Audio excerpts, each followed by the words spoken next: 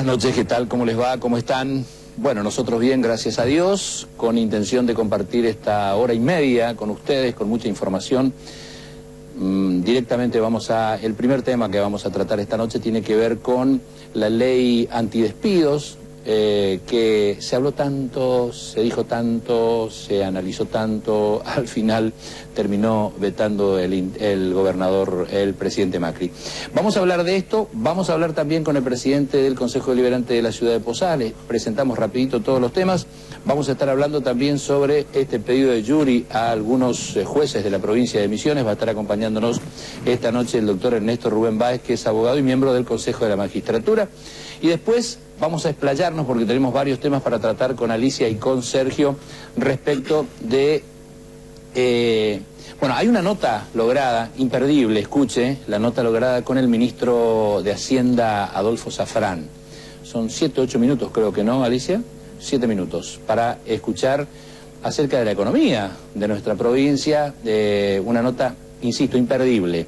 Y vamos a estar hablando también, esta mañana estuvo en Monte Carlo la ministra de Derechos Humanos tratando el tema Alan, estuvo con Alan, estuvieron nuestras cámaras, hablamos con ella, en fin, un programa realmente interesante para que ustedes compartan con nosotros. Pero primero, vamos, señor director, si le parece, al informe respecto de la ley antidespidos.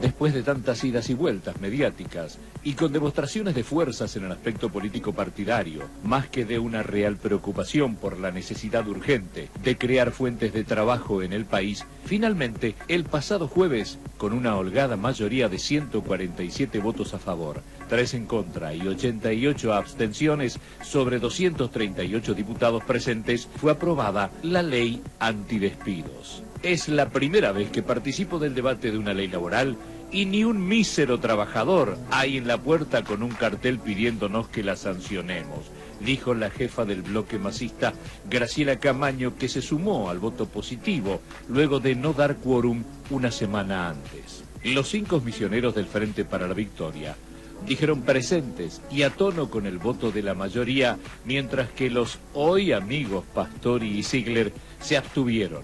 La gran ausente fue Elisa Carrió. No se hizo esperar el presidente Macri para vetarla, manifestando entre sus argumentos que la ley antidespidos congelará los empleos y volvió a hablar de pobreza cero, que así como están las cosas, más se parece a una utopía que a una proyección seria y concreta. Quiero transmitirles la enorme confianza y tranquilidad que tengo del camino que hemos emprendido. Estoy seguro que este camino es el que nos lleva a ese futuro que soñamos y que todos merecemos. Por eso estoy seguro que en un año vamos a comenzar a ver los frutos de este camino que hemos empezado a recorrer.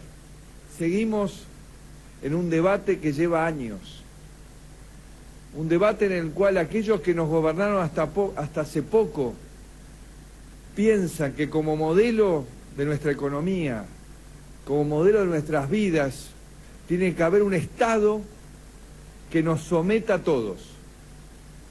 Sí, porque ellos creen que los argentinos no podemos vivir en libertad. Y por eso nos proponen leyes que congelan el empleo, cepos al trabajo. Por eso hoy, en uso de esta facultad constitucional que tengo, voy a vetar la ley que para mí es antiempleo. Es una ley contra los argentinos, una ley que demuestra que no confiamos en nuestro futuro. Esta noche analizamos este tema y otros más con el diputado nacional Jorge Franco.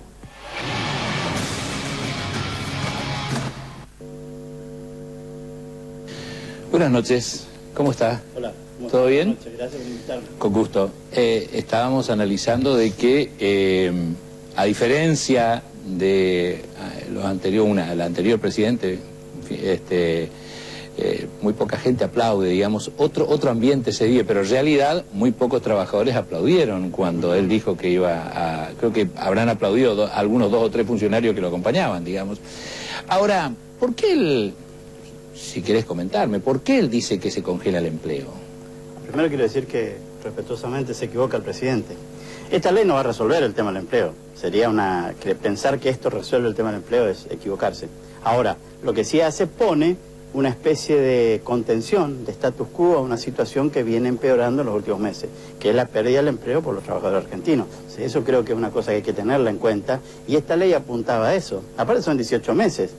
Usted sabe que esto no va a espantar una inversión por 18 meses, porque la persona que quiere invertir va a tratar de tener un recupero, como mucho creo va a recuperar en 10 años su inversión, o sea, por 180 días, por 180 días no va a afectar el tema de el tema de sus inversiones, porque decían que iba a espantar las inversiones.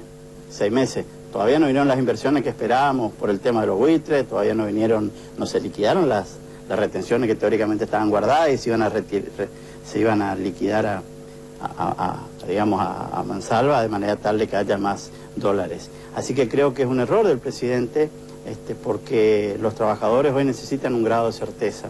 Son los sectores más golpeados hoy. Hay 150.000 despedidos en el país y no todos son del Estado, como por ahí se dijo. Hay muchos que son del sector privado, fundamentalmente algunos lugares como por ejemplo la industria del juguete, por decir una que es la que estuve charlando, y algunos otros sectores o productores primarios que tuvieron que dejar sin trabajo a algunas personas porque no les da su rentabilidad. Así que creo que no estaba mal esto porque permitía, insisto, una contención a los despidos que se venían dando. ¿Y ahora qué hacer? No, ¿Hay que acatar y seguir trabajando? Nosotros vamos a intentar discutirla nuevamente. No creo que tengamos los 2 tercios como para volver a discutir. Aparte, no creo en la historia, si mal no recuerdo, creo que una sola o 2 leyes se pudieron volver a discutir en estos términos.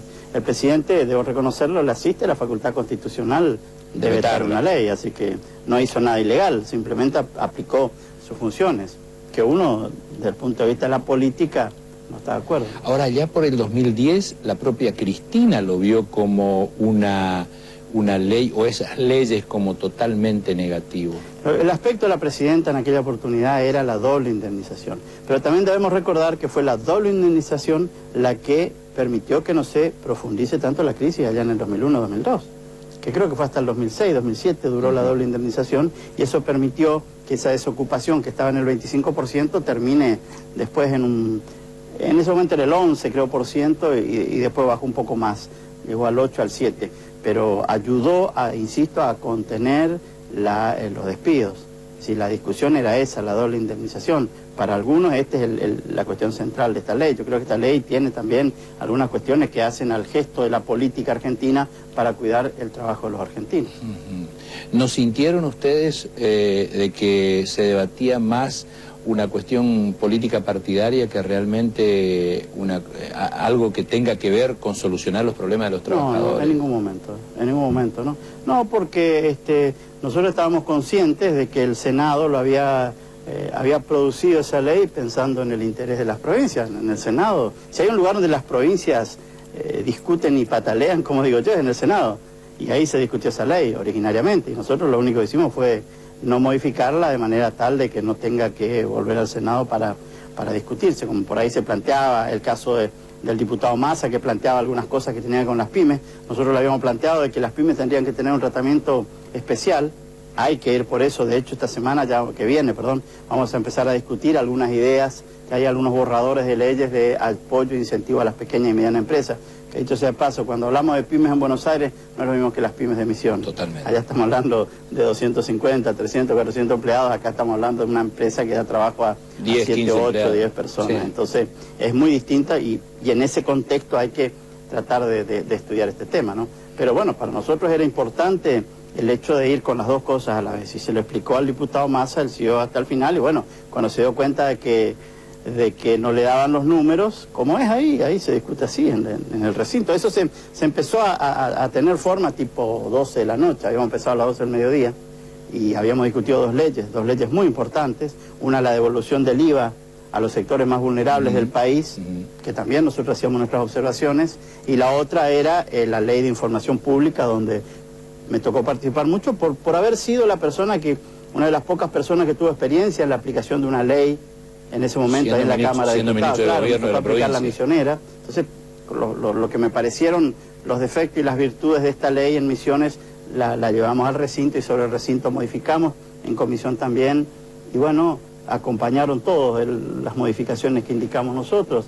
Así que, y después, bueno, a las 12 empezamos casi a discutir esta ley, que era la tercera del orden del día, y bueno, y empezó a darse un ambiente donde el PRO mismo veía que no le daban los números para una cosa. Nosotros teníamos la certeza de que había que discutir esta ley, y Massa planteaba, el diputado Massa con su bloque, el Frente Renovador, algunas ideas. Bueno, en algún momento se dieron cuenta de que lo conveniente era acompañar la moción general donde estaban las mayorías, porque hubo un dictamen de mayoría con esta ley en comisión. Esta ley salió con un dictamen de mayoría en la Comisión de Legislación y en la Comisión de Presupuestos donde se trató. Entonces, bueno, el bloque Cambiemos, el interbloque Cambiemos decidió abstenerse y bueno, se aprobó por una mayoría importante, 147 votos. Sí. Primera experiencia como diputado, ¿no? Como legislador. Primera. ¿Cómo se siente? Bien, muy bien. Pasé de un ritmo de trabajo, ser ministro de gobierno era una cartera con muchas tensiones y mucho trabajo todo el día. Y esto es otro espacio de trabajo interesantísimo, interesantísimo. Se puede hacer mucho, no sé si es el tiempo que vivimos, a lo mejor es el tiempo que vivimos, pero no hay limitaciones para el uso de la palabra, nos permiten trabajar tranquilamente. Los diputados misioneros tenemos cada uno nuestro espacio y cada uno ha buscado lugares donde posicionarse para defender el interés de la provincia. ¿En cuántas comisiones está trabajando? 5. 5 comisiones. 5 comisiones. Me toca estar en presupuesto, que es la comisión, sí. Seguridad, salud pública, economía regionales y Mercosur.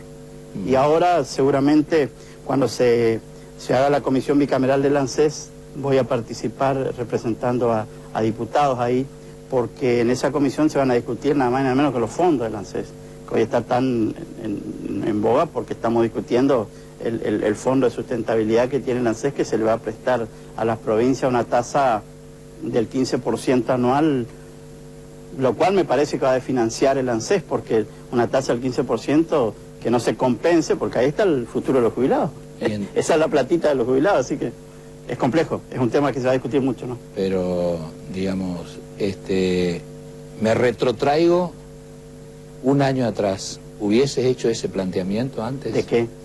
Y de que está la plata de los jubilados, porque no se tocaba. En realidad el ANSES fue desfinanciado.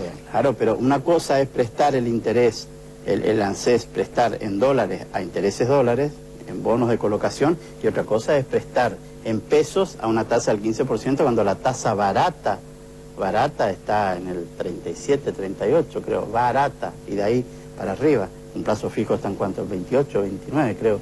Así que imagínese usted la diferencia entre la activa y la pasiva, siempre es mayor, por supuesto, la tasa que cobran los bancos. Y prestar al 15% no me parece saludable para las finanzas del ANSES, prestar en esas condiciones.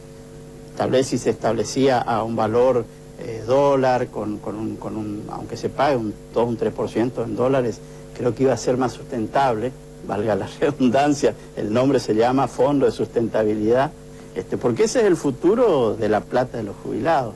Me parece que en este sentido también no estamos yendo por buen camino, pero bueno, el que gobierna y la oposición ayuda o critica. ¿Cómo es la relación, digamos? Porque más allá de estas cuestiones, yo los noto críticos cuando tienen que ser críticos, pero digamos, se nota también que hay por lo menos coincidencia en algunas cosas. El mismo conductor de la Renovación, Carlos Rovira, dijo que apuesta a la gobernabilidad, a dar la gobernabilidad, digamos. ¿Cómo sienten ustedes allá eso? ¿Y cómo es el trato, digamos? Hay muy buena relación, hay mucho diálogo. Personalmente converso, bueno, también está el diputado Clos, que es una persona muy respetada allá, lo respetan mucho a Mauri, bueno, y con los otros diputados, tenemos mucho diálogo con los sectores a los cuales somos opositores, pero hay cuestiones que hay que discutir, que hay que consensuar. Hay mucho diálogo en el bloque, nosotros tenemos nuestro espacio misionerista, pero estamos estratégicamente trabajando con el Frente para la Victoria, y hay mucho diálogo también, hay mucha discusión, se plantean las cosas, conversamos con los otros bloques, es un escenario de un poder legislativo interesante porque al no tener nadie una mayoría absoluta, todo se conversa. Y en ese espacio misionerista, Franco, están 3 y 2, digamos, o están trabajando los 5 casi mancomunadamente, porque en realidad hay 3 que vienen del palo mismo de la renovación y otros 2 que vienen de la cámpora o un poco más, se podría decir, más kirchneristas, más fuerte que ustedes. Hay cuestiones en las que estamos de acuerdo y el interés de la provincia, cuando se discuten temas que tienen que ver con la provincia, estamos todos de acuerdo, no hay discusión ahí. Incluso, bueno, diputados que son opositores nuestros como Pastori o Ziegler, hay cosas que consensuamos cuando es la defensa de la provincia. El tema de pelear el ITC, el tema de pelear los subsidios a la tarifa eléctrica, lo que tuvo que ver cuando se discutió el FAS, que sería el Fondo de Asistencia Solidario, es un impuesto que se le cobra al paquete de cigarrillos, que si lo aumentaban iba a tener una incidencia directa en los recursos del FED que venían a la provincia. Sí. Con eso estuvimos todos de acuerdo y dimos la pelea todos junto con diputados de otras provincias. Digamos, hay cuestiones en las que estamos de acuerdo y cuestiones en las que no coincidimos, ¿no? Pero dentro de todo, como lo planteaba mismo, hay posibilidad de hablar, no hay verticalidad, se trabaja con total tranquilidad y seguramente también observando otros diputados que estuvieron antes, de que hay alguna diferencia. Sí, y nos enojamos también cuando nos quieren dar la palabra y golpeamos la mesa y como es el Poder Legislativo. Como debe ser, como debe ser el Poder Legislativo. Como debe ser, que no sea una escribanía. Debo reconocer en Emilio Monzó un presidente interesante y muy hábil a la hora de los manejos. Insisto, debe ser porque no tiene la mayoría necesaria, porque el interbloque Cambiemos tampoco tiene los números. Si no juega con alguno de los bloques, no consigue el quórum. Y uno con el quórum juega para negociar cosas que uno cree que va a ser bueno para nuestra provincia. Lo hemos hecho más una vez, ¿eh? No nos sentamos y no discuten tal cosa. Alguna de las cosas que me viene en mente que escuchaba, y te escuchaba cuando era candidato, el tema de la Ruta 12. ¿Por qué decías en alguna oportunidad, que discutimos fuerte acá también, no soñar con la autovía para la Ruta 12 y la 14, digamos? ¿Seguís empecinado en eso? Sí, por supuesto, eso, el tema de la fibra óptica, una ley que va a ser muy compleja, que va a ser la ley de lista de espera, porque ya estuve conversando con algunas personas y tengo más observaciones que a favor, pero voy a hacerla, la tengo que hacer porque fue un compromiso mío y bueno, después la discutiré con mis pares, pero creo que hay que hacer esa ley. Para mí es importante que el país tenga una ley de lista de esperas porque va a cuidar a las obras sociales, porque le va a cuidar a los médicos, a los profesionales y porque va a cuidar fundamentalmente al enfermo. Creo que es necesaria una ley de esa. Lo que tenía que ver con la conectividad a Internet, los temas del gasoducto, hoy con este plan Belgrano, bueno, todavía no ha llegado institucionalmente a discutirse el plan Belgrano, pero sí se discute en obras públicas muchas obras, como los puentes del río Uruguay, que lo discutió, debo reconocer, el diputado Pastori lo discutió. Yo presenté también en presupuesto la posibilidad de que se estudien los puentes con el río Uruguay y el de Otaño allá arriba o el de acá de Campichuelo Candelaria, que son los puentes que nos hacen falta para terminar de integrarnos.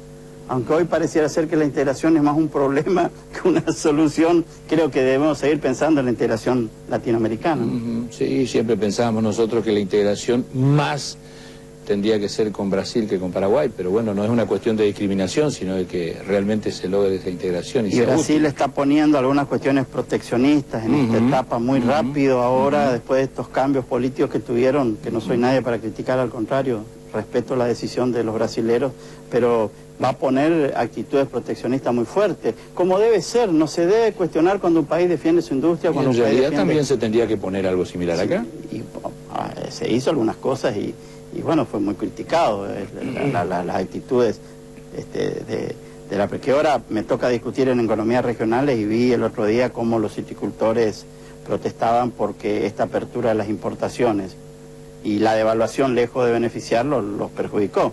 Y hoy me decía un citricultor de Entre Ríos que ellos están comprando naranja de China en Entre Ríos. Parece un cuento chino, pero es lo que está pasando. Entonces, sí tenemos algunas ventajas, nuestro limón va a valer en el mundo, que creo que también que es la otra, pero hay cuestiones que, digamos, no benefició la devaluación a todos los sectores. Sí benefició a un sector núcleo de la pampa húmeda, donde están los mayores beneficios, porque fueron ahí donde las retenciones se van a sentir, donde por ahí lo que no terminé de entender es por qué sacarle retenciones a la minería, que un sector que no había pedido eso. Debe tener con alguna decisión política el presidente, también es respetable, ¿no? Por último, Franco, más allá de que ustedes son opositores, pero que tienen buena relación con el gobierno nacional, digamos, el gobierno nacional pide paciencia. Hay algunos sectores que ya perdieron la paciencia y están perdiendo la paciencia. El otro día hablaba con gente ligada al trabajo y dice, la olla no pide paciencia. Hablaba justamente con la gente del sector maderero que está atravesando por una situación difícil también. ¿Cuál es la opinión de ustedes? ¿Hay que tener un poco más de paciencia o hay que ajustar realmente fuertemente algunas cosas? ¿Y qué expectativas tienen? Bueno, primero creo que fue un error haber planteado que el segundo semestre se solucionaran los problemas. No sé, feliz por decreto. El otro día leí una resolución del Ministerio de Salud de la Nación donde se declaraba la cobertura universal. Eso no es que se hace por resolución, ese es todo un trabajo. Ginés, que era un tipo que tiene una fuerza importante, no la pudo hacer. O sea, hay cuestiones que pareciera ser que el gobierno lo va a arreglar con una resolución. No es así. Esperar el segundo semestre que se van a solucionar los problemas, creo que no. Más si consideramos que la tasa de la inflación todavía estamos peleando el 5%, y que el mes pasado fue para algunos el 8,1%. Si consideramos que el poder adquisitivo del trabajador o de la persona, de doña Rosa, bajó entre un 15 y un 20%, si consideramos que hubo un tarifazo, que aumentó la nafta al 31% en lo que va del año, es muy difícil plantear. Yo creo que el gobierno apuesta a bajar el gasto público, a esperar que vengan las inversiones y tratar de esa manera mejorar y mover la economía, disminuir la emisión monetaria para que al haber menos dinero baje la inflación. Ahora va a bajar la inflación, pero va a bajar la inflación porque va a haber recesión. No va a bajar la inflación porque se produce un equilibrio entre la oferta y la demanda, como diría una variable macroeconómica. Entonces esto también se va a sentir, y la gente lo siente en el bolsillo. Si a eso le agregamos que el PAMI le sacó 160 medicamentos de cobertura del 100%, y si a eso le agregamos que planes como el Remediar están en duda de continuarse, o que, por ejemplo, se sacó ahora, se está bajando en la jerarquía de los programas verticales nacionales. Por ejemplo, el programa de inmunización ya cayó. Va a ser parte de una dirección, allá abajo, cuando era casi una subsecretaría, lo que hablaba de la importancia de la decisión política de un esquema de vacunación de 19 vacunas, entre ellas la del HPV, que vale $100 cada dosis. Y así, estas cosas creo que no le ayudan a la mayoría, o a los sectores populares o más postergados. Hay medidas positivas, como esta, la devolución del 15% del IVA. Que van a ser 300 pesos, tendría que ser un poco más, porque hoy 300 pesos no es lo mismo que hace un año. Creo que eso es positivo, hay que reconocer, como es positivo esta devolución del 15% a las provincias, pero hay que reconocer que van a ser en cuotas del 3%, de los cuales la mitad, o sea el 1,5%, ya va en descuento de la deuda. En el gobierno anterior, cuando se negociaba la deuda, se cambiaba por ATN, o sea que no pagábamos nosotros. Acá sí la provincia va a tener que pagar, ¿no? Ni hablen del gobierno anterior, porque el gobierno anterior le quedó debiendo a todas las provincias toda esa cantidad de dinero desde hace cuántos años y no hizo absolutamente nada por devolver. Pero la deuda que financiamos nosotros, no solo la financiamos al 6%, sino que cuando se hacía la discusión de la deuda en los últimos años, la nación nos daba ATN y con eso pagábamos la deuda. Pagábamos con plata que nos daban y que no nos cobraban nunca, ATN. Digamos, podrá cuestionarse, podrá no, pero lo real es eso. Ahora, en plata, si consideramos la baja por disminución de impuestos a las ganancias, si consideramos, que todavía no se resolvió, que si consideramos la baja por disminución del IVA, en dos aspectos, menos consumo y ahora se le va a devolver, las provincias salen empatadas, salvo las provincias que hicieron el juicio y que se llevaron el 15% juntos. Quiere decir entonces que hay más disidencias que coincidencias. No, tal vez, porque ideológicamente nosotros somos un modelo donde el Estado tiene que estar presente y que creo que el consumo y el gasto público son herramientas fundamentales para mover la economía. El gasto público ordenado, entiéndase, no estoy diciendo el jolgorio, pero es así. Acá no, acá van a apostar a que vengan las inversiones, que eso mueva la economía y van a bajar el gasto público. Con la diferencia que ustedes son un gobierno en Misiones que viene gobernando desde hace varios años. Estos vinieron y se encontraron bastante, como decimos vulgarmente, con el cura en pedo. Uno tenía que preguntarle a la gente cómo estaba y cómo está, digo, sin ser peyorativo. Tal vez ahí encontremos la respuesta. Buen diagnóstico. Gracias por acompañarnos, es muy amable. Por favor, gracias, muy amable. Gracias por invitarme. Con gusto. Hacemos nuestra pequeña pausa y cuando regresemos charlamos con el presidente, el joven presidente del Consejo Deliberante de la ciudad capital de la provincia de Misiones.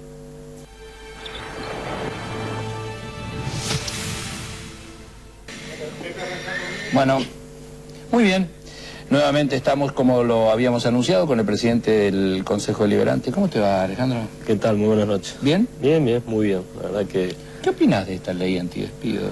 No, creo que si el objetivo real era apuntar a la defensa de los puestos de trabajo y al trabajador en sí, creo que nos hubiera dado en este contexto y de esta forma, ¿no? Creo que más allá de pensar en la defensa del trabajo, esta ley fue una medición política de quién podía manejar o no el Congreso de la Nación, y creo que se jugaron intereses partidarios y políticos más que los intereses de los trabajadores, porque creo que votar una ley así como venía del Senado con muchos errores y no darle la contención necesaria al trabajador, como se planteaba las pymes, que coincido mucho lo que planteaba en su momento Sergio Massa, creo que era necesario para darle un poco más de amplitud a este respaldo que era necesario. Y se manejó de manera por ahí apurada y política, sabiendo cuál iba a ser el resultado final. Porque creo que todos sabíamos, toda la Argentina sabía que esta ley se iba a terminar vetando a pocas horas de ser aprobado. Es decir, se hizo una sesión de más de 12 horas, 15 horas, 16 horas para terminar en pocas horas vetada en un cajón sin posibilidad de discusión. Entonces me parece que cuando uno busca en un trabajo legislativo, y esto lo hablo también por un trabajo nuestro en el Consejo Deliberante que es legislativo, cuando uno busca sacar una ordenanza, sacar una ley en este caso que realmente beneficie a la gente, tiene que buscar el consenso y tiene que buscar la herramienta necesaria para que esto pueda salir adelante.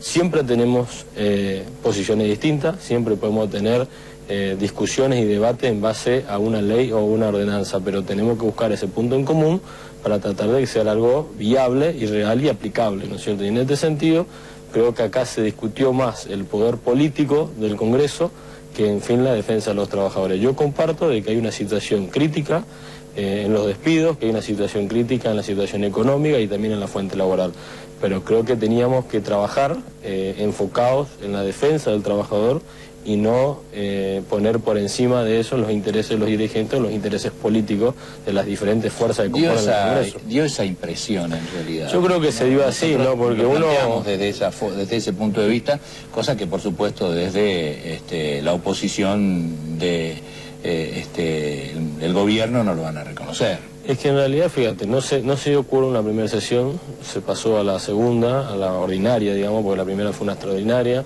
se discutió políticamente y quién tenía el rol o el manejo del Congreso, ¿no? Cuando Massa decía el kirchnerismo no me lleva a los pelos, cuando el kirchnerismo planteaba que el PRO iba a cometer un error, un suicidio político, creo que se discutió más quién maneja el Congreso, en fin, que la medida para beneficiar al sector trabajador. Creo que ese fue un error muy fuerte y hoy, en fin, tampoco sabemos quién maneja el Congreso, si maneja el kirchnerismo, lo maneja Cambiemos o quién, porque pues, por lo visto terminaron acordando porque de la noche a la mañana Cambiemos hace una abstención, no hace un voto negativo, sí. El kirchnerismo logra aprobarlo y termina con un veto a pocas horas. En fin, se consensuó para mal, digamos. Volvamos a Posadas. ¿Cómo están trabajando? ¿Cómo se encuentran en este Consejo Deliberante posadeño atípico, digamos? Porque la verdad que lo conduce un opositor. ¿Cómo está la relación con Lozada por estas horas? No, yo creo que el Consejo está muy bien, estamos dando una amplitud en la discusión política y en las necesidades que tiene la ciudad. Nosotros, desde el 10 de diciembre en adelante, dejamos de cierta manera las banderas políticas y nos pusimos a discutir en beneficio de la ciudad. Esto significa que hemos tratado y hemos aprobado ordenanzas opositoras, ordenanzas oficialistas, sin distinción de alguna bandera política en particular, poniendo siempre por debajo de los intereses de la gente. Creo que esta es la discusión que nosotros siempre buscamos y hoy el oficialismo tiene la posibilidad también de poner en una mesa discusiones siempre para beneficio de la sociedad y no para beneficio de un cuadro político o de una bandera política.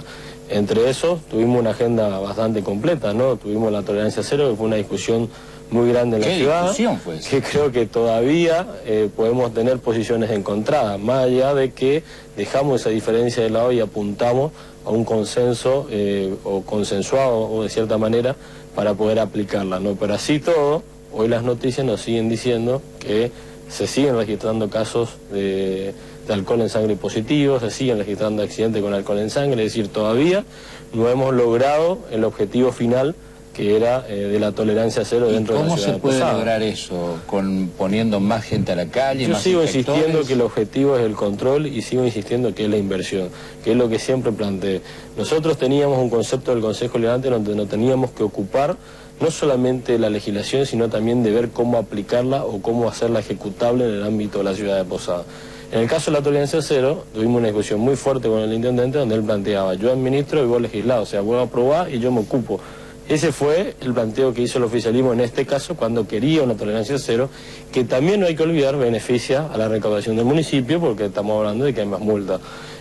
Cuando nosotros planteábamos de la oposición que faltaban alcotés, que faltaba inversión, que faltaba diferentes agentes que puedan controlar esto y con capacitaciones.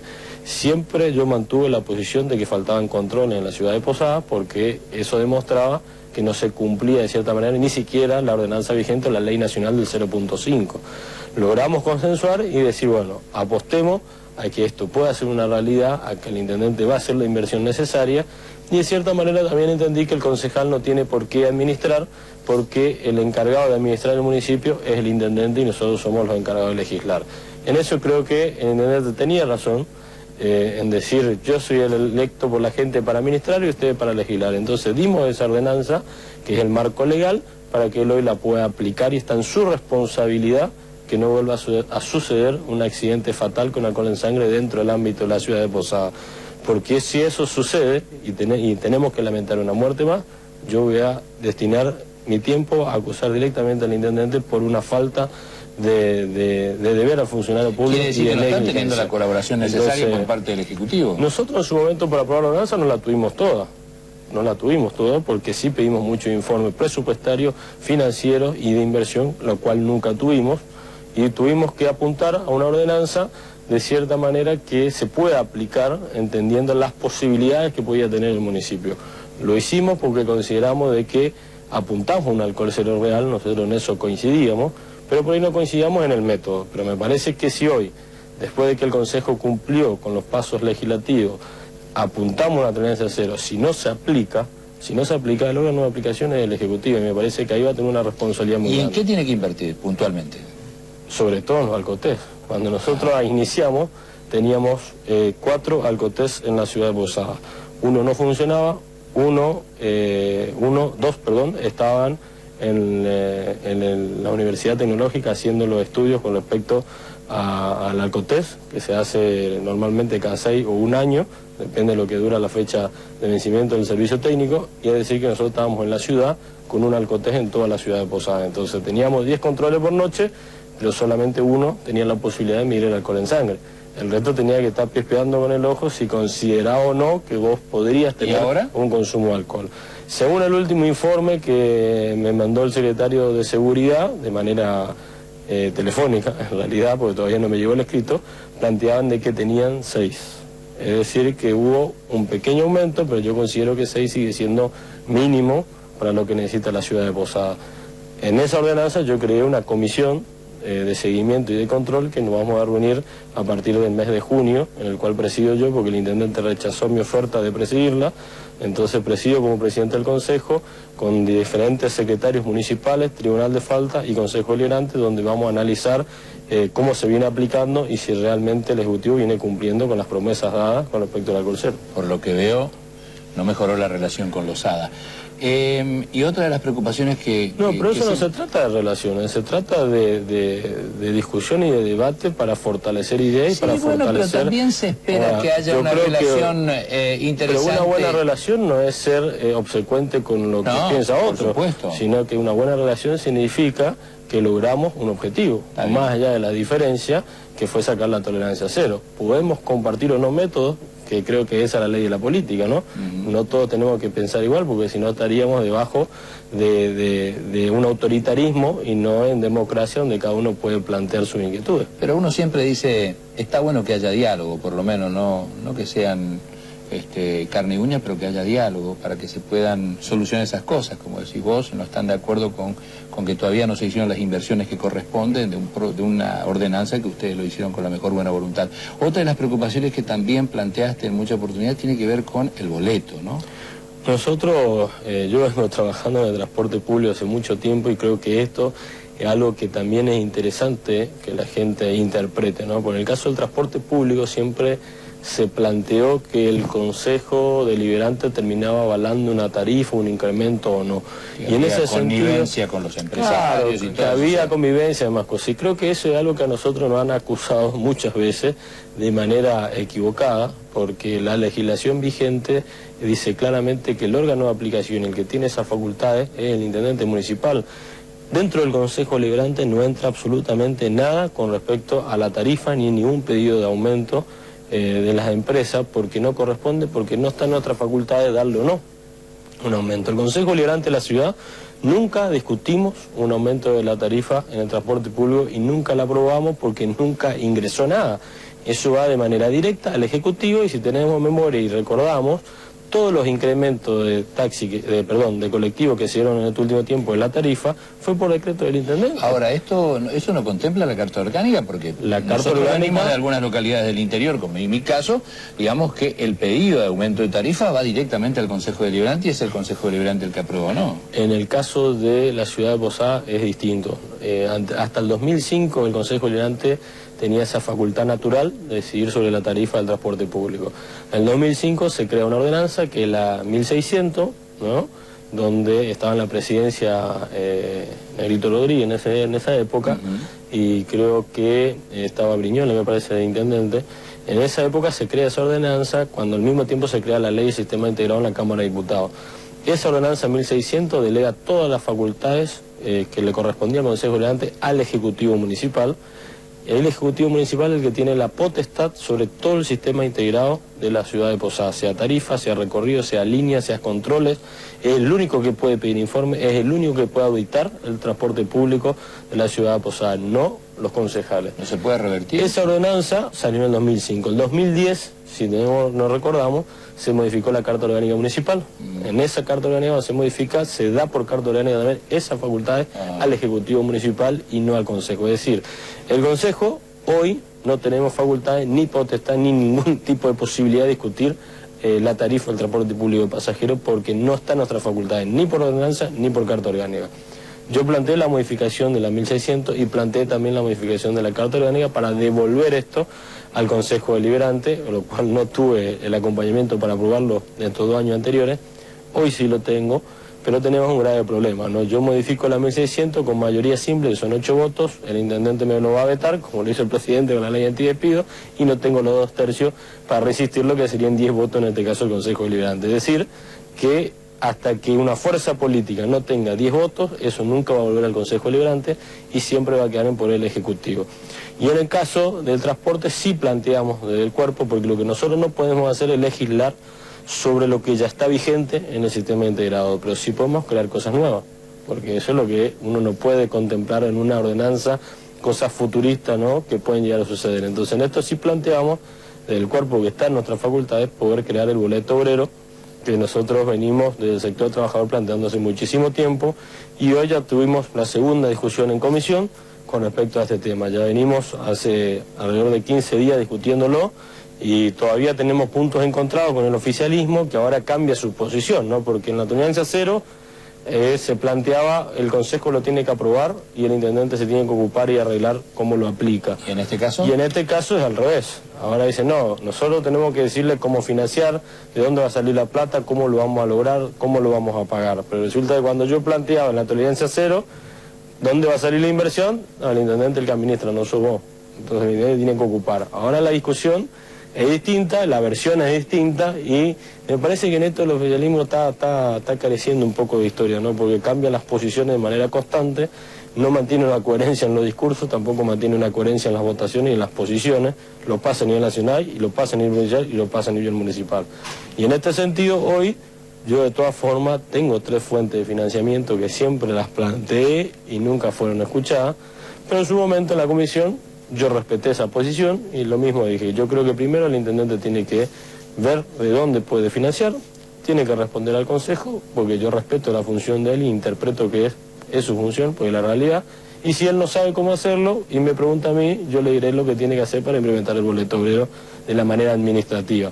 Me parece que es muy necesario, porque justamente cuando hablamos de despido, cuando hablamos de fuentes laborales, en este caso estamos hablando de un trabajador que cobra debajo del mínimo vital y móvil, que está establecido a nivel nacional, dentro del ámbito de la Argentina, que hoy estamos alrededor de 7.000 y pico de pesos, y para fin de año recién llegaría a los 8.000 pesos, es decir, que estamos hablando de un trabajador que cobra un sueldo que ni siquiera puede llegar a los días 15 o 20 con el sueldo que tiene. Entonces es una ayuda por una bonificación del 50% sobre el valor único para que pueda trasladarse a su horario de trabajo y a su fuente laboral. Entonces en eso nosotros planteamos de manera estricta. Ahora, si hablamos de números, yo creo que primero tenemos que empezar a hablar y a blanquear qué lleva el transporte público, porque nosotros no autorizamos subsidios, nosotros no autorizamos un aumento de tarifa, entonces desconocemos qué es lo que se le paga al transporte público.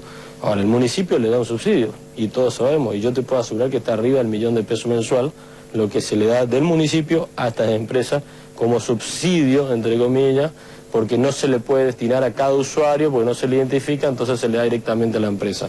Tiene subsidio provincial, tiene subsidio nacional. Yo no planteo que el municipio absorba más gasto, tampoco planteo que se le cree un nuevo subsidio. Yo creo que hay que rever, porque esta empresa se está llevando plata de más, y todos lo sabemos, y me parece que ahí es donde tenemos que apuntar. Y si hablamos de los trabajadores que cobran debajo del mínimo no imponible, tampoco estamos hablando del 100% de los boletos únicos, estamos hablando como máximo, son los números que yo tengo, del 10% de los boletos únicos que hoy, digamos, tienen validaciones dentro del sistema de la SUBE. No creo que supere ese monto, me están elaborando un informe de cuántos trabajadores en el ámbito de la ciudad de Posadas están por debajo de esto, y es a lo que nosotros apuntamos. Escuché decir también, no, pero estamos dando al trabajador y el que en fin no tiene trabajo es el que termina pagando el boleto, es cierto. Pero el que hoy no tiene trabajo y es desocupado accede a diferentes planes y ayudas sociales. Y el trabajador que está debajo del mínimo no imponible no tiene otra cosa más que ir a laburar todos los días y no llegar a fin de mes.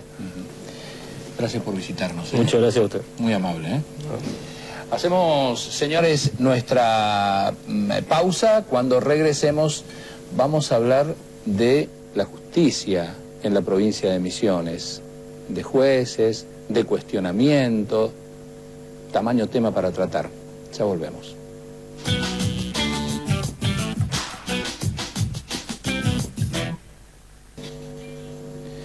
Bien, habíamos anunciado hablar de la justicia. Ha ocurrido un hecho, si se quiere, insólito hace algunas semanas en la provincia de Misiones. En un acto en la localidad de Jardín América, el intendente de esa ciudad cuestionó fuertemente a un juez puntualmente. Y se trata del intendente de Jardín América, Oscar Kornowski, que vamos a escuchar qué es lo que decía para después adentrarnos en el diálogo que vamos a tener con el doctor Ernesto Báez, que es miembro del Consejo de la Magistratura. Señor director, si es tan amable, ponemos al aire entonces lo que decía el intendente de Jardín América.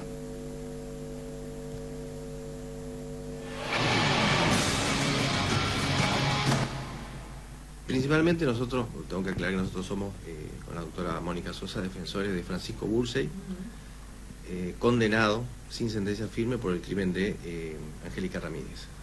Ocurrió en septiembre de 2012. En principio nosotros tomamos la defensa una vez ya condenado Francisco Bursey, y bueno, a partir de ahí empezamos con el estudio de la causa, muy voluminosa, con muchas aristas, más de 90 testigos.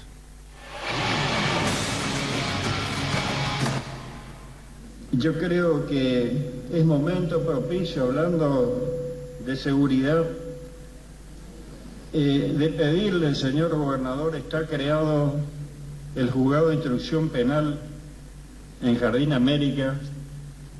No tenemos, si bien está donado con cargo al Superior Tribunal de Justicia un terreno, nosotros ponemos alguna instalación de hacer falta para que comience a funcionar nuestro juzgado de instrucción penal en Jardín América.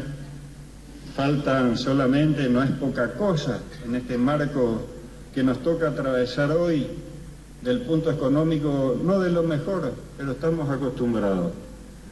Del nombramiento de un juez, porque ya no podemos depender de Puerto Rico. Me tocó, por circunstancias del azar, salir testigo, hacer una declaración el fin de semana pasado, justamente hoy hace una semana, donde andando por los caminos de la colonia Las 500 vi gente sospechosa con un vecino. Eran las 11:30 de la mañana y me pareció, y le dije a Enzo Schauer, que me acompañaba, le digo, ¿qué pinta de campana, de estar en algo indebido? Y a la noche me entero que mi amigo Jorge Lineski había sido asaltado.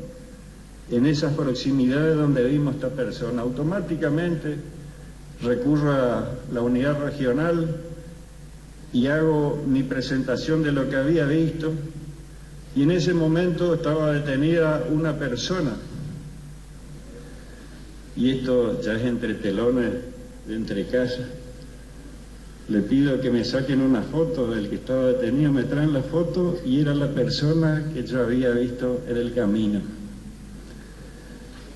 Por supuesto, le traje al colono, al amigo, y entre los dos hicimos una declaración, la declaración correspondiente. Cuando estábamos finalizando la declaración, había confesado que ellos hicieron o protagonizaron el asalto, llevándose en una de las casas cerca de 40.000 pesos y otras pertenencias, y en un radio de 1.500 metros habían asaltado a 5 colonos. Es gente humilde la que protagonizó este delito, y no puede ser que haya salido con una fianza de 140.000 pesos, donde se paga a un abogado de Puerto Rico en absoluta connivencia con el juez Acosta. Y lo digo con total y absoluta tranquilidad.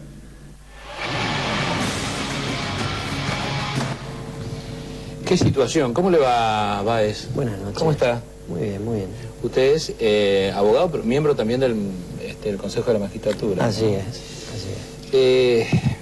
¿Qué le pasa a nuestra justicia? ¿Qué diagnóstico, luego de haber escuchado al intendente enojado, y usted también firmó el pedido de jury para el intendente, para el juez Acosta, digamos, de alguna manera tienen algunos elementos, tienen elementos como para poder llevar adelante este jury?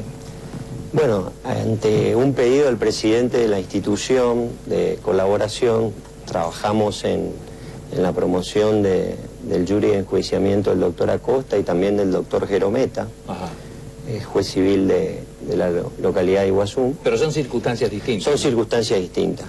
En el caso de Gerometa se trata de una incapacidad física sobreviniente.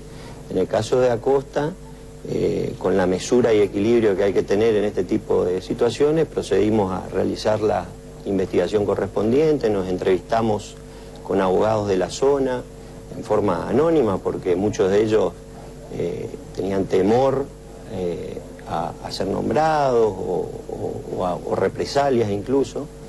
En consecuencia, una vez que se reunió documentación e información suficiente, no teníamos ninguna duda de que las irregularidades que se habían cometido en ese juzgado eran numerosas y ameritaban la promoción del jury de enjuiciamiento.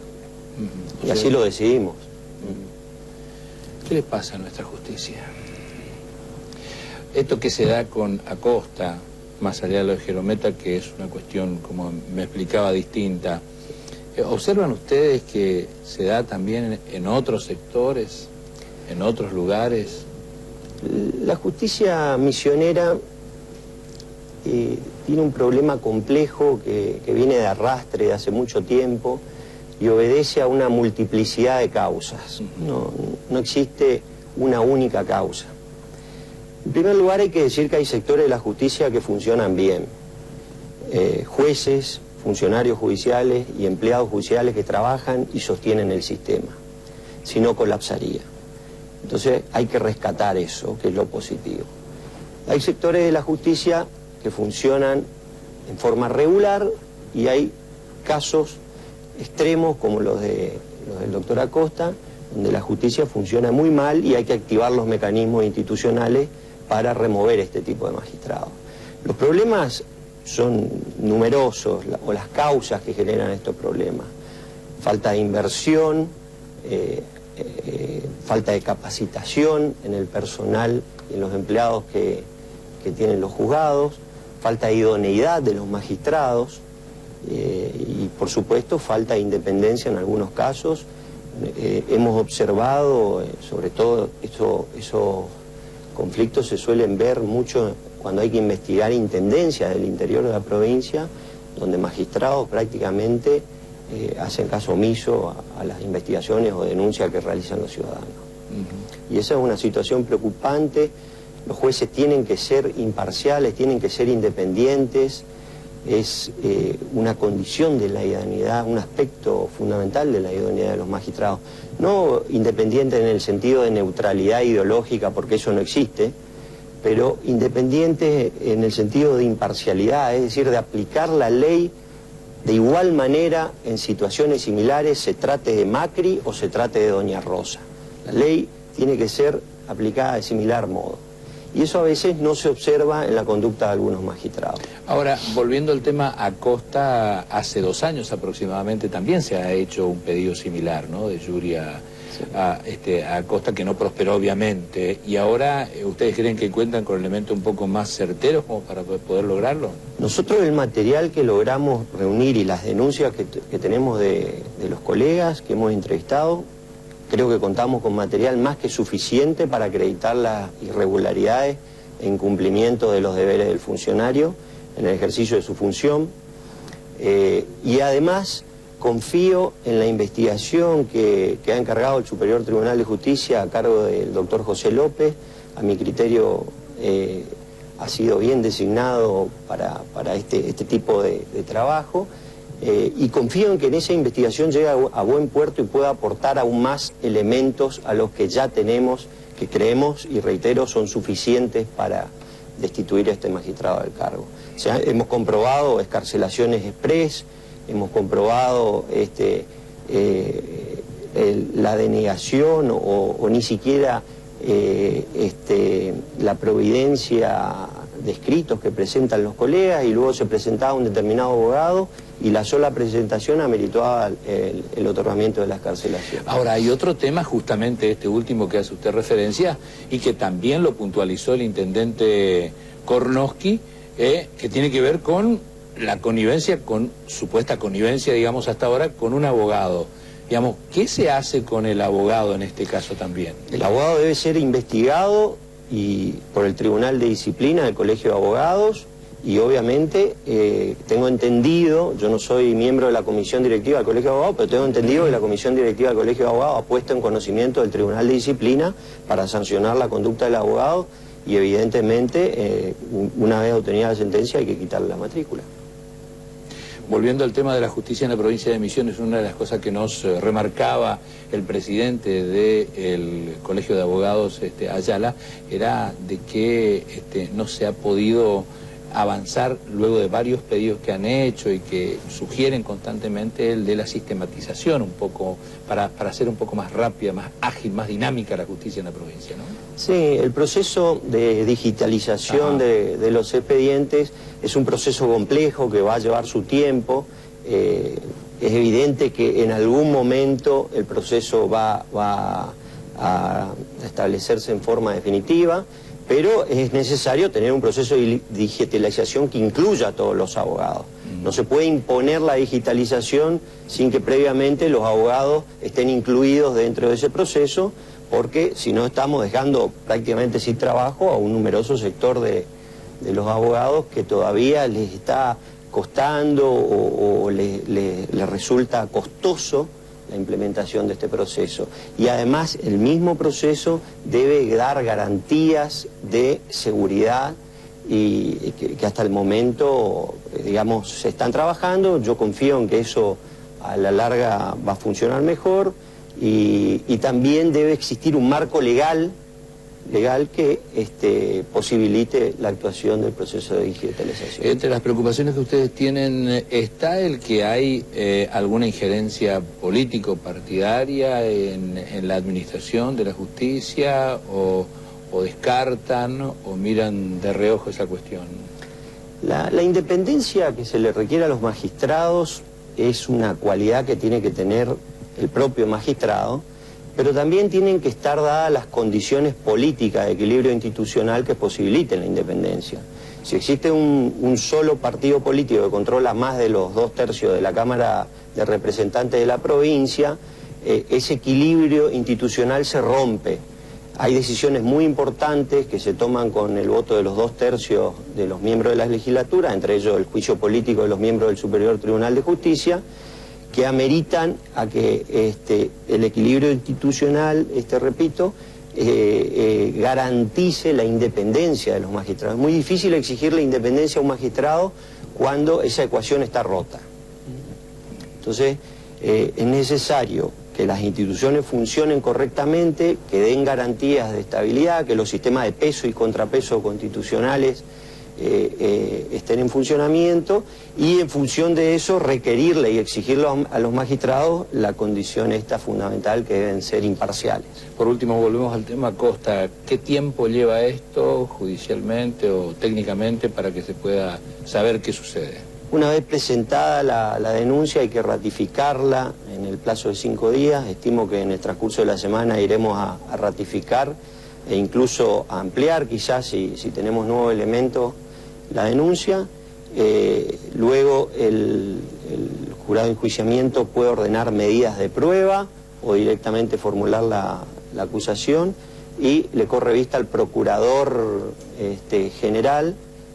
Ya en esa instancia no tenemos participación, y es el procurador el que debe formular la acusación y los cargos contra el doctor Acosta.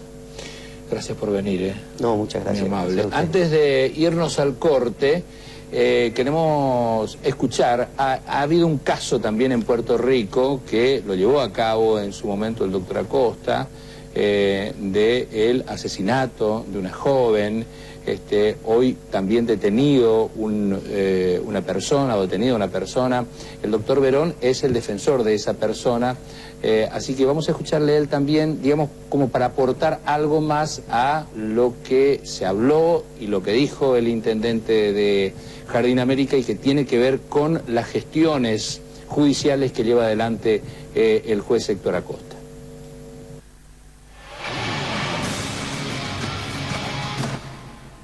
Principalmente nosotros, tengo que aclarar que nosotros somos, con la doctora Mónica Sosa, defensores de Francisco Bursey, condenado sin sentencia firme por el crimen de Angélica Ramírez. Ocurrió en septiembre de 2012. En principio nosotros tomamos la defensa una vez ya condenado Francisco Bursey, y bueno, a partir de ahí empezamos con el estudio de la causa, muy voluminosa, con muchas aristas, más de 90 testigos, en fin, una causa muy grande. Y bueno, específicamente respecto a la pregunta que me hace, debo decir, bueno, que el juzgado, en un principio, luego de un profundo estudio que hicimos de la causa, vimos muchas irregularidades en la tramitación del sumario de esa causa de investigación criminal. Uno de los elementos que puedo describir, por ejemplo, que desde el día 1 o 2 ya se tenía como sospechado al hijo del juez Acosta y a su entorno. Sabiendo esto, el doctor Acosta no se apartó inmediatamente de la causa, sino que tardó aproximadamente 18 días en apartarse. En esos 18 días, la última persona con quien, varón, al menos que estuvo con Angélica, la noche anterior, no lo llamó a declarar, sino hasta pasados más o menos 60 días, que recién declaró, que era el prefecturiano Bastarrechea. No sabemos por qué. Nos dijeron que había vínculos de amistad de ese prefecturiano con el entorno del juez. No sabemos por qué no lo llamó a declarar cuanto antes, ¿no es cierto? Con respecto a otro tema de la instrucción, bueno, en ese caso particular, yo creo que, referido a nuestro defendido, creo que el día 6 se hizo un allanamiento y se produjo la detención de Francisco Bursey. Nosotros creemos que con la necesidad de tener una persona, un culpable, un perejil, como se llaman en la jerga, desde ese entonces fue puesto tras las rejas y todo el proceso pasó adentro. El direccionamiento del proceso y la imputación de su defendido se da durante esos 18 días que estuvo Acosta. Justamente durante esos 18 días, en donde se tuvo que haber apartado desde el día primero o segundo ya al doctor Acosta, debido a las acusaciones, o sea, a la sospecha que había con respecto a su hijo, para dar un dato más firme, el hijo fue a testimoniar. Lo que también nos llamó poderosamente la atención es de que fue en carácter de testigo el hijo, y el hijo estuvo en compañía de un abogado patrocinante, cosa que un testigo no puede ir con abogado a testimoniar, tiene que ir en calidad de ciudadano y a brindar un testimonio con respecto al hecho. Y en este caso el hijo del juez Acosta estuvo en el juzgado de instrucción. Obviamente en esa etapa ya el juez Acosta se había inhibido de actuar, pero el juez actuante, si no me equivoco fue el doctor Lunge, le tomó la declaración testimonial acompañado de un abogado, cosa que procesalmente es imposible, que no sean la policía de Misiones, y el hijo del doctor Acosta tuvo el privilegio, y no sabemos por qué, de tener un abogado defensor siendo testigo todavía. Las denuncias que ahora se empiezan a mencionar, y de hecho hay un pedido de jury, dos, porque uno del Colegio de Abogados y otro del propio intendente de Jardín América, ¿lo sorprendió? ¿Se sintió identificado como profesional del derecho en alguna de esas denuncias? No, nosotros inclusive manejamos la posibilidad de iniciar un jury al doctor Acosta, pero debido a lo voluminoso del trabajo de esta causa, porque estamos peleando, nosotros para contarles un poco, nosotros iniciamos una denuncia en el Foro de Puerto Rico, en el mismo juzgado del doctor Acosta, porque nosotros descubrimos que las dos pruebas principales de Francisco Bursey fueron adulteradas a nuestro criterio, y no solamente el criterio de dos abogados, sino el criterio de un perito, de dos peritos, para ser más exacto, con la opinión de dos peritos y de gente que nosotros consultamos en Buenos Aires también. Hicimos esa denuncia en el juzgado del doctor Acosta, obviamente pedimos su inhibición, no se inhibió nuevamente, sino que se inhibió tardíamente, tendré que explicarle más en detalle, terminó rechazando nuestra denuncia al doctor Lunge, nosotros apelamos y actualmente está en cámara, pero el accionar de ese juzgado, o sea, los pedidos de juicio político no me sorprenden para nada. Yo soy también integrante de la comisión del Colegio de Abogados, soy vicepresidente, y estuvimos en una reunión en Puerto Rico y bueno, pudimos constatar todas las quejas que nos manifestaron los colegiados de Puerto Rico. Este actuar casi, como diría, a mí me manifestaron que era casi como una asociación ilícita entre el juez Acosta y un profesional de apellido Petrov, y hay otro también. Entonces, pero nadie quería denunciar por falta de pruebas, por temor, o yo creo que el doctor Acosta, a más de un profesional ya lo tenía atemorizado con su accionar, ¿no es cierto? En vez de un juez brindar garantía de justicia, tenía atemorizado a la población y algunos profesionales también que ya dejaron de ejercer penalmente porque sabían que sus causas no iban a progresar.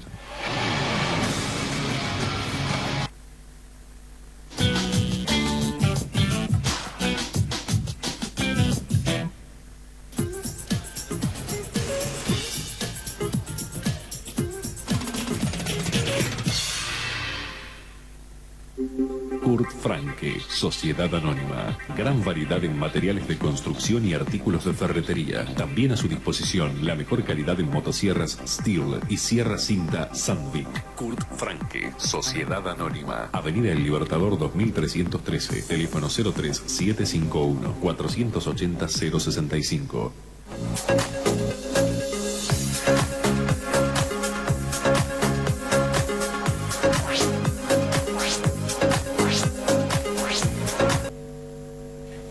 Último bloque, sumo a mis dos colegas y compañeros de trabajo, Alicia Rivas y Sergio López. ¿Cómo les va? Buenas noches, Pepe. Buenas noches. ¿Bien?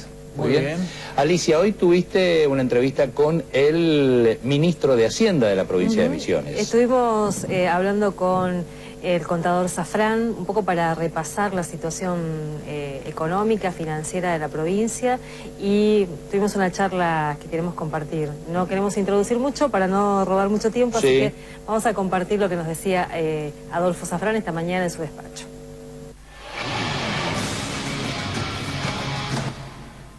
Es un momento complejo porque el gobierno nacional puso en marcha una serie de medidas, por un lado para bajar la inflación, consistentes en un fuerte ajuste fiscal, bajar el gasto público, bajar el pago a los proveedores y a la obra pública, el Banco Central haciendo lo mismo, elevando mucho las tasas de interés, encareciendo el crédito, sacando circulante, que eso, bueno, atenta contra la actividad económica y también para bajar la inflación, pero por otro lado, lamentablemente, con una política que contradice esto con el fuerte aumento de las tarifas, que ustedes han visto todas las noticias a nivel nacional, el aumento no solamente de la energía eléctrica, que a nosotros nos afectó demasiado fuerte, sino en el gas, en el transporte, en el agua, que ha hecho que la inflación no baje, sino que por el contrario haya subido un poco más, y eso también atenta con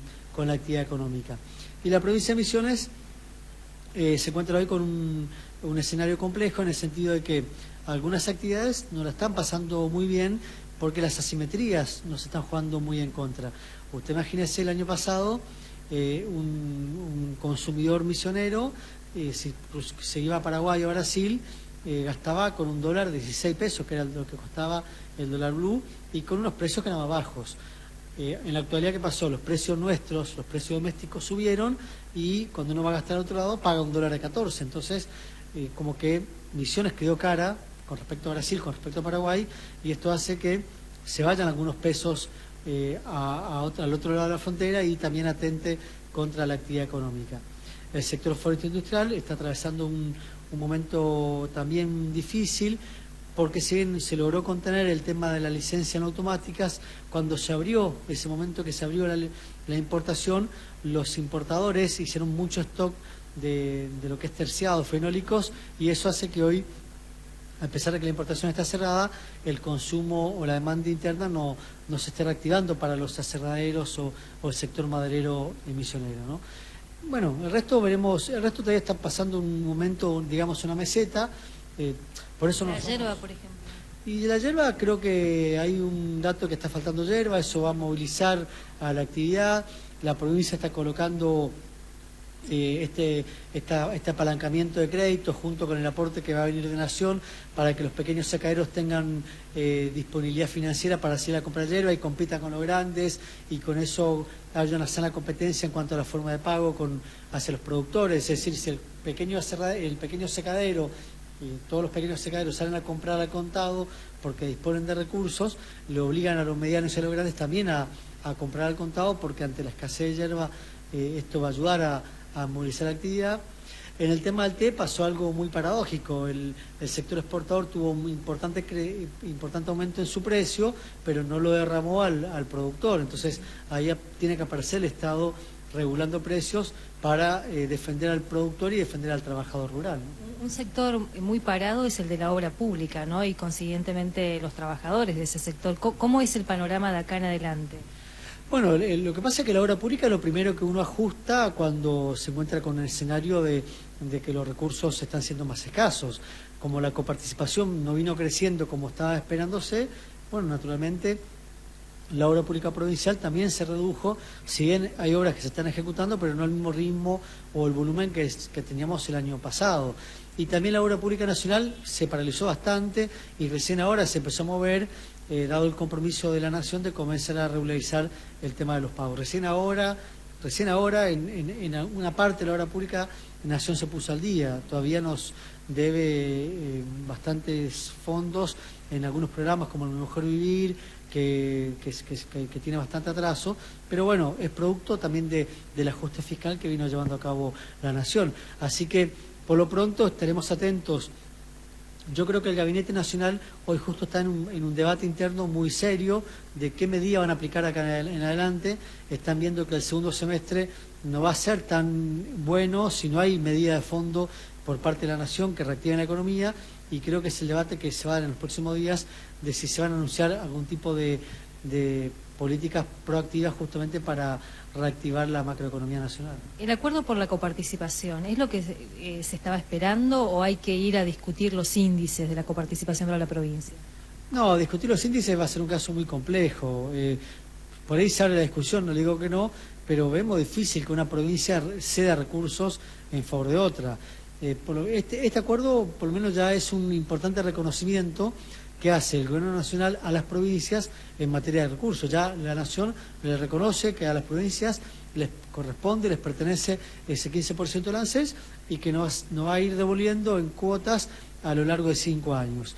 Por lo pronto, este año lo que vamos a recibir hace muy poco, apenas compensará en parte lo que cayó la coparticipación del mes de febrero en adelante, pero lo importante es que en los años que vengan esa coparticipación se va a ir recomponiendo de a poco hasta llegar al 15% pleno, ¿no? Cuando uno habla con sectores del comercio, de la industria aquí en la provincia, plantean esto de la presión impositiva. ¿Hay posibilidades de que Misiones discuta esa cuestión como para también que este sea como un aporte para este contexto? Mire, la presión impositiva provincial o lo que es la política tributaria provincial poco impacta en los números locales. Acá lo que estamos discutiendo con algunas cámaras empresarias es plantear a la Nación, y de hecho ya hemos tenido algún tipo de evolución, en especial con el equipo de Frigerio, que tiene buena relación con las provincias, y este tipo de planteos siempre lo hacemos, y justamente hemos tenido una evolución en este tema. Cuando planteamos la cuestión del ITC diferenciado, nos hicieron una contradevolución diciendo, bueno, pero planteemos un esquema genérico de un régimen de frontera para todas las provincias o localidades que están como ustedes. En realidad, como nosotros, hay casi ninguna. Misiones es la única provincia que tiene el 90% de su frontera con países limítrofes. Así que estamos trabajando. Este viernes tenemos una reunión aquí en Hacienda con distintas cámaras empresarias, con el ministro del Agro, con el ministro de Industria, con la gente de Turismo y de Trabajo, para armarle una propuesta a Nación de qué régimen de frontera podemos implementar en Misiones y que lo pueda replicar en otras provincias, como puede ser Formosa o Jujuy, que pueden tener un régimen similar con Bolivia o con Paraguay, para defender al comercio y la actividad local.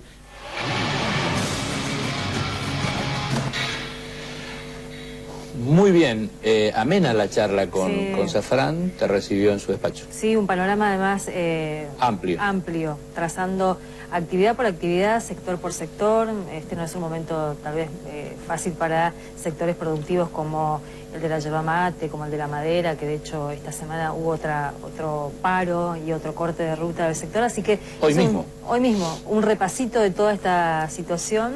También de la cuestión de las asimetrías. Hoy Franco, el diputado, hablaba un poco de las medidas proteccionistas de Brasil. Esta semana salió una información de que el Congreso de Brasil está estudiando quita de impuestos para toda la zona fronteriza. Eso también va a afectar seguramente si es que avanza, si es que... No, por eso, acá no hay que quedarse con los brazos cruzados. Tienen que también legisladores, autoridades de acá, tienen que comenzar a trabajar al respecto. Totalmente. Sergio, ¿qué te pareció o qué opinás respecto de las declaraciones del ministro? ¿Lo de Franco? No, lo del ministro Zafrán. Porque noté algo de Franco también.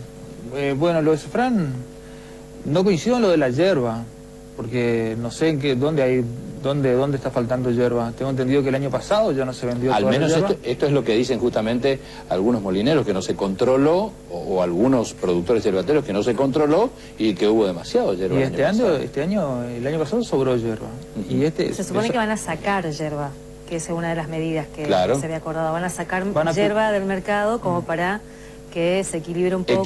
Van a armar cupos, ¿no? O limitar un poquitito a los grandes, las empresas grandes, para que no se queden sin la posibilidad de vender su yerba a los pequeños productores, que es lo que está pasando. Por eso le pagan como quieren y cuanto quieren, porque si tienen yerba suficiente. Por eso le están pagando a 360 días a los pequeños productores con cheques de ese modo, porque tienen mucha yerba. En la timba, como decían, ¿no? Están con la tasa de interés, ponen la plata a plazo fijo, entonces... Pero el tema de la cupificación y la limitación no avanzó en la Cámara de Diputados esa discusión, porque la semana pasada... Quedó en pausa. Quedó en pausa. Fue sorpresivo eso, porque se iba a hablar la emergencia yerbatera y también se iba a hablar de esas cuestiones, pero no avanzó. No avanzó. Bueno, varios temas más. ¿Qué tenías con respecto a lo de Franco? Lo de Franco, esta gente es muy hábil para hablar, ¿no? Y van muy rápido y uno necesita tomarse más tiempo. Gente inteligente, muy interesante, pero con Franco necesitamos hablar más pausados y repreguntarle un poquito más. Lo de...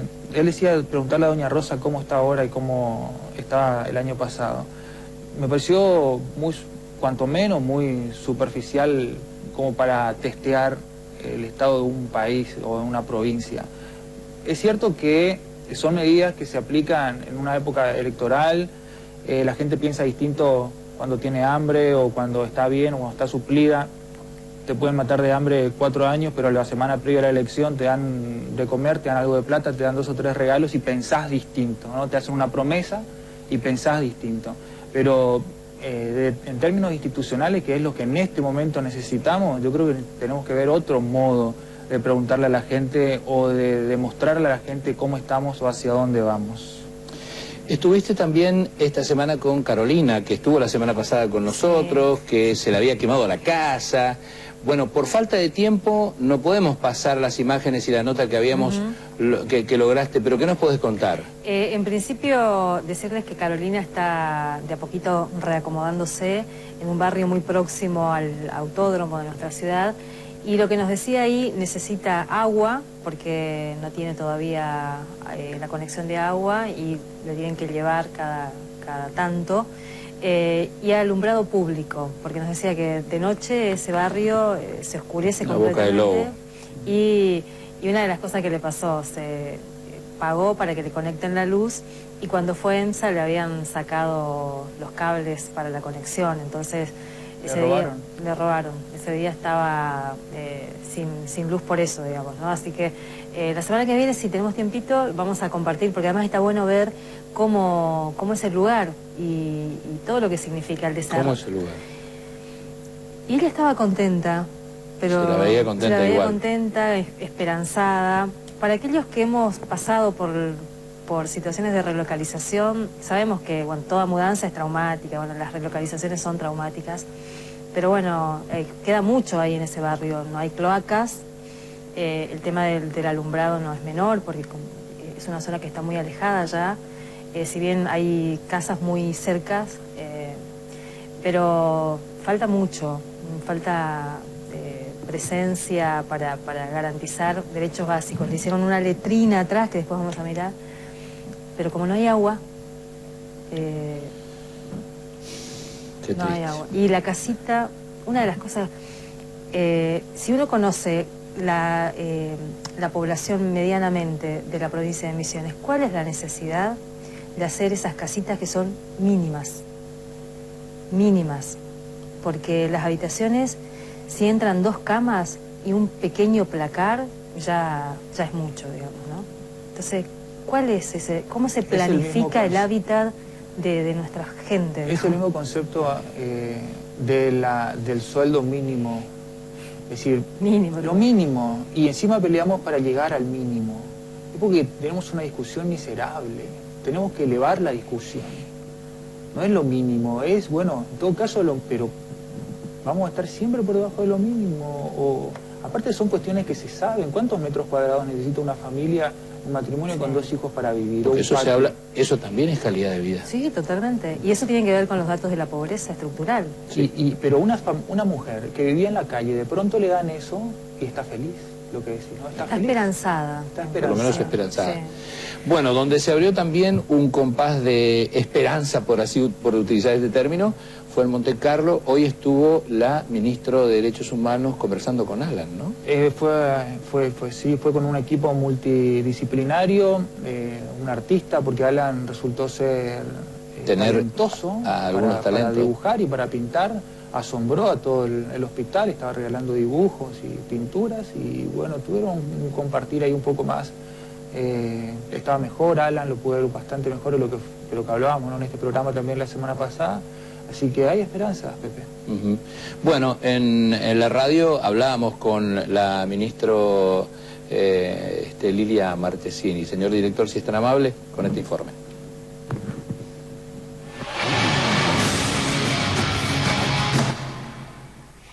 la idea es acompañar todo lo que va haciendo el intendente en su accionar ya como esto, digamos, ¿no? Como la vida que se vive acá. Hay un Alan que tiene que reconstruir su confianza, volver a confiar en las personas, volver a confiar en las instituciones, y esto se construye en el día a día y de a poco, más allá ya de la instancia de su salud o su discapacidad, si tuviéramos que decir, ¿no? Y en esto es muy importante el accionar de toda la comunidad, no solamente de el Estado. Hablábamos recién con él, y toda la gama de acciones y de opciones, ¿no? Tanto la Escuela Taller de Títeres, el CEFE con las actividades físicas, digamos, los ámbitos de pertenencia donde él podría ir lentamente siendo parte, ¿no? La Escuela de Arte Municipal, es decir, buscar de qué manera un poco vamos sacándolo ya de este encierro que es el ámbito del cuidado extremo que ha tenido, para empezar a insertarlo en la sociedad a la medida que vamos ya esperando sus 18 años y seguramente ya una nueva instancia en su vida que va a ser el tener ya una curatela, ¿no? Siendo mayor de edad. Hay procesos que llevan un poco de tiempo, hay algunos que se pueden contar y otros que no. Porque hay procesos que también se tendrán que ver desde lo que es la articulación de, en este caso del municipio, con el juez. Por lo tanto me parece prematuro y menos hacerlo público, ¿no? De dónde va a vivir. Creo que sí se puede hablar de un intendente con todo un equipo, un gabinete ejecutivo ocupado, no preocupado, sino ocupado en el acompañamiento que se le va dando a él, y también ocupado a través de esta circunstancia de quizás de pensar otros casos, ¿no?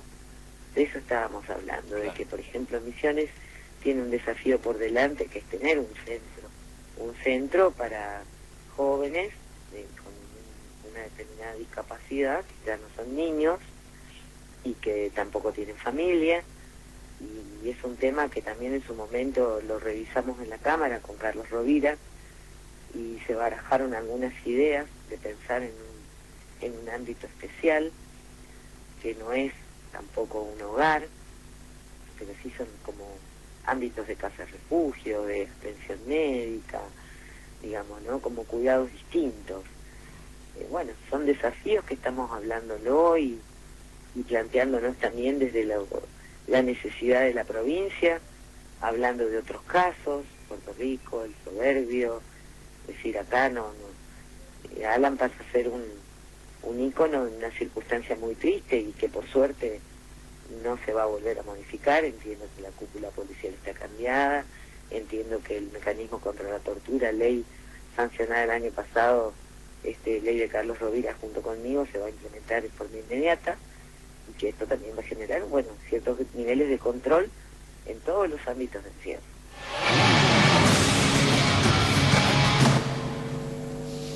Bueno, parece que costó primero de que Alan se integre, ¿no? Y después se integró con él había dibujado mucho porque estaba embalado con eso y escondió.